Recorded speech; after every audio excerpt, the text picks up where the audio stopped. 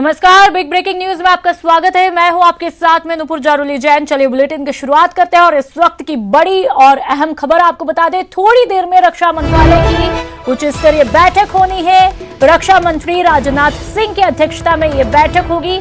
CDS तीनों सेना के प्रमुख इस बैठक में शामिल होंगे। भारत चीन विवाद पर रणनीति इस बैठक को रखने का मुख्य एजेंडा रहेगी। तो इस वक्त की बड़ी खबर, थोड़ी देर में रक्षा मंत्रालय की उच्च स्तरीय बैठक होने जा रही है। रक्षा मंत्री राजनाथ सिंह जो हैं वो इस बैठक की अध्यक्षता करेंगे। सीडीएस तीनों सेना के प्रमुख इस बैठक में शामिल होंगे। भारत चीन विवाद पर रणनीति तैयार करने का एजेंडा इस बैठक का रहने वाला है। तो हम लगातार देख रहे हैं कि किस तरह से भारत चीन पर तनाव बढ़ता ही जा रहा है, भारत और चीन के बीच में। और इसी का जो है नतीजा हमने देखा कि भारत ने अपने 20 जवान खो दिए। लद्दाख में एलएसी पर जबरदस्त तनाव अभी भी जारी। भारत चीन के बीच बातचीत अब तक बेनतीजा साबित हुई। ये खबर सूत्रों के हवाले से। ग्राउंड जीरो पर हालात जस के तस बने हुए हैं। एलएसी से सटे सभी इलाकों में अलर्ट है। श्रीनगर लेह हाईवे आमजन के लिए बंद कर दिए गए।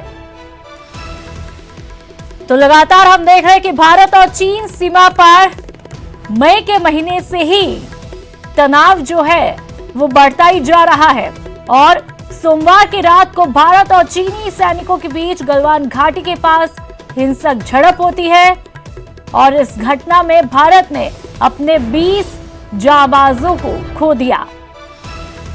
तो जिसके बाद दोनों देश के रिश्तों में एक बार फिर से खटास आ चुकी है। लेकिन हमने देखा कि लगातार हमने खबरें भी सुनी कि बैठक की जा रही है, बातचीत की जा रही है, लेकिन वो बातचीत जो है वो बेनतीजा ही साबित होती हुई दिखाई दी। और ग्राउंड जीरो पर हालात अभी भी जस के तस है। लेकिन जो एलएसी से सटे सभी जो इलाके हैं उन्हें अलर्ट पर रख दिया है। और चीनी सैनिकों के हमले में भारत के 20 जवान शहीद हुए। सेना ने इन जवानों के शहीद होने की खबर की पुष्टि भी कर दी है।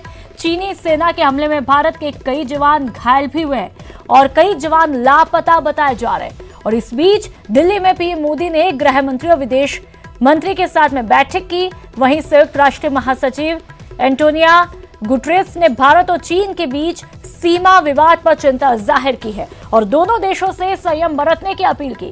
तो वहीं दूसरी तरफ चीन के अखबार ग्लोबल टाइम्स ने लिखा कि चीनी सैनिकों की भी क्षति हुई है, लेकिन वे नंबर नहीं बताएंगे जिससे दोनों तरफ के लोग तुलना करेंगे। सूत्रों के हवाले से यह भी खबर है कि चीन के 43 सैनिक या तो मारे गए या गंभीर रूप से घायल हुए हैं।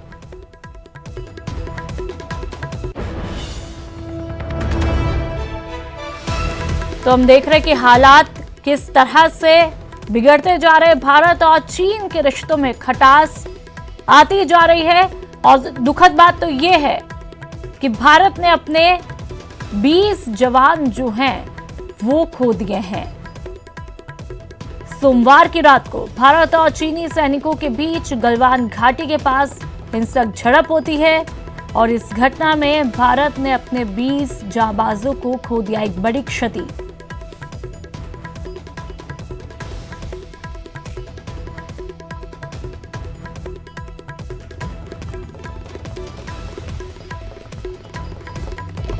तो वहीं भारत और चीन विवाद को लेकर राहुल गांधी ने पीएम मोदी पर निशाना साधा। राहुल ने ट्वीट कर सवाल किया, पीएम क्यों चुप है, क्या छिपा रहे? अब बहुत हो चुका, हम जानना चाहते हैं कि क्या हुआ, चीन की हिम्मत कैसे हुई कि हमारे जवानों को मार दे। और उनका ट्वीट आप खुद देख लीजिए टीवी स्क्रीन पर। राहुल गांधी ने किस तरह से प्रधानमंत्री नरेंद्र मोदी पर निशाना साधा। उन्होंने उनकी चुप्पी पर सवाल किया। उन्होंने कहा कि आखिर पीएम क्या छुपा रहे, अब बहुत हो चुका है, हम जानना चाहते हैं कि आखिर हुआ क्या।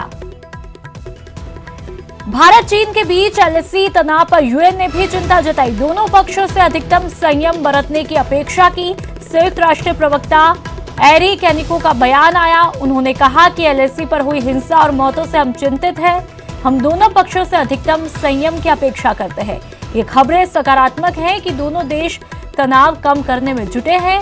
भारत चीन झड़प पर अमेरिका ने भी चिंता जता दी। अमेरिकी विदेश मंत्रालय ने बयान दिया और अपने बयान में कहा, LAC के हालात पर हम नजर बनाए हैं। 20 जवानों की शहादत पर संवेदना जताई, शांतिपूर्ण समाधान का समर्थन करते हैं। तो वहीं 2 जून को फोन पर ट्रंप और पीएम मोदी ने चर्चा भी की थी। तो हम देख रहे हैं कि लगातार इस मुद्दे पर चर्चा की गई, लेकिन तमाम चर्चा जो है वो बेनतीजा साबित होती हुई दिखाई दी। ये राष्ट्र सक्षम है, भारतीय राष्ट्र हर तरह से परिपूर्ण है अपनी सीमा की रक्षा करने के लिए। ये सबसे पहली और अहम बात है। दूसरी अहम बात ऐसी है कि पूरे देश, पूरे विश्व ने अब चाइना के साथ किस प्रकार डील करना चाहिए, ये क्योंकि सब ने देखा हुआ है कि चाइना ने किस प्रकार धोखा किया है भारत के साथ। आप बातचीत कुछ और करते हैं, बातचीत में तय कुछ और होता है चाइना और भारत के बीच, और चाइना उससे धोखाधड़ी करता है और उसमें अपना असली चेहरा दिखाता है। कि अब चाइनीज को पता चल गया है कि वो अगर उन्होंने शहद की मक्खी के छत्ते में उंगली डाली है तो फिर उनको खामियाजा भुगतना पड़ेगा, और वो भुगत रहे हैं। ये इस बात को जाहिर करता है कि ये जो कॉन्फिडेंस बिल्डिंग मेजर्स हैं, इसमें बदलाव की ज़रूरत है।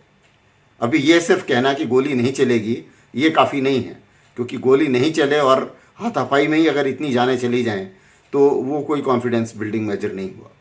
तो मेरे विचार से अभी इसको ऊपर काफ़ी चीज़ें गौर करने वाली हैं। 20 के करीब जवान शहीद हुए और उनके 43 के करीब जो है कैजुअल्टीज हुई। उसके बारे में इंडिया ने, भारत ने उनके सफीर को बुलाकर ये रिटर्न दे दिया है कि आप ये जो कर रहे हैं ये बहुत गलत है। आप जो फैसले किए गए हैं, जो वुहान समिट में फैसला हुआ था, उसके अनुसार चलें। कोई भी समझौता नहीं हुआ किया जा सकता, वो हम पूरा लेके रहेंगे और हर हालत में अपनी जो है टेरिटोरियल इंटीग्रिटी उसको मेंटेन करेंगे।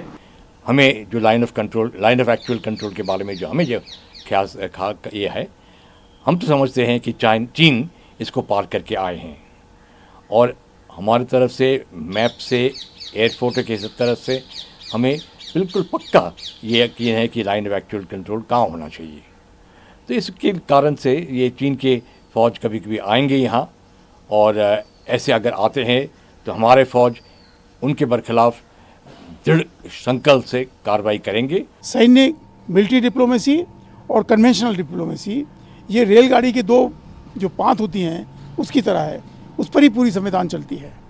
इसलिए हमारी डिप्लोमेसी जो है, हमारे कूटनीतिज्ञ हैं, हमारे परराष्ट्र मंत्री हैं, हमारे परराष्ट्र सचिव हैं, हमारे राजदूत हैं, वो तो काम कर रहे हैं, वो करेंगे उसमें।